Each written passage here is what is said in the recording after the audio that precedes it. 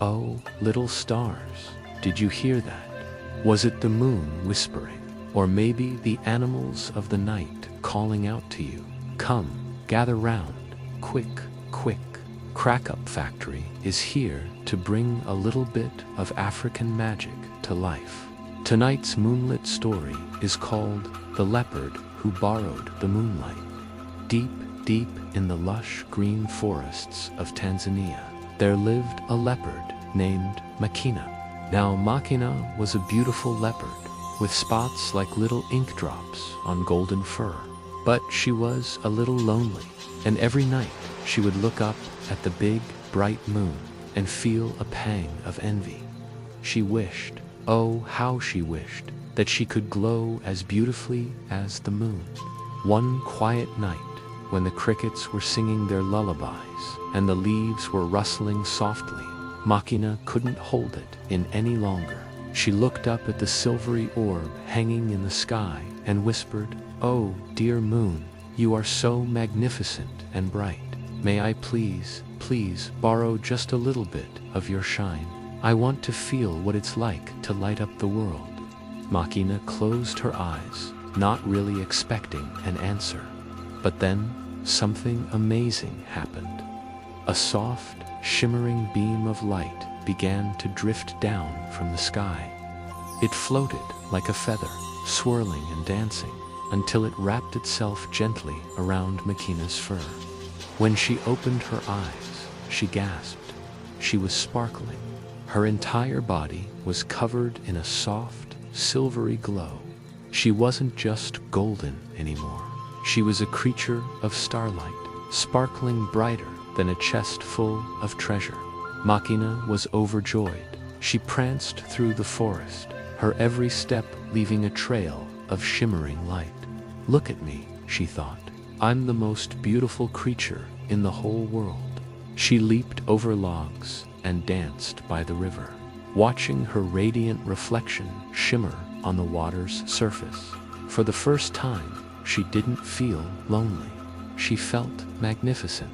But as Makena celebrated her newfound glow, something started to change in the forest around her.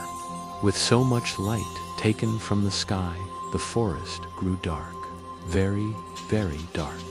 The friendly paths the animals used every night disappeared into shadow. The little monkeys, who loved to play chase, started tripping over roots they couldn't see. The night birds, who used the moon to guide their flight, got lost and couldn't find their way back to their nests.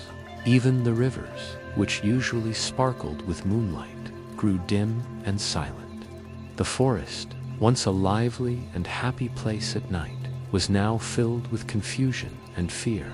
Makena heard a little bush baby crying because it couldn't find its mother.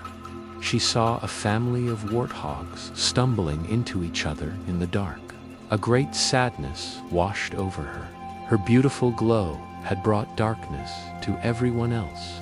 She realized she had been so focused on her own wish that she had unthought about what the forest needed.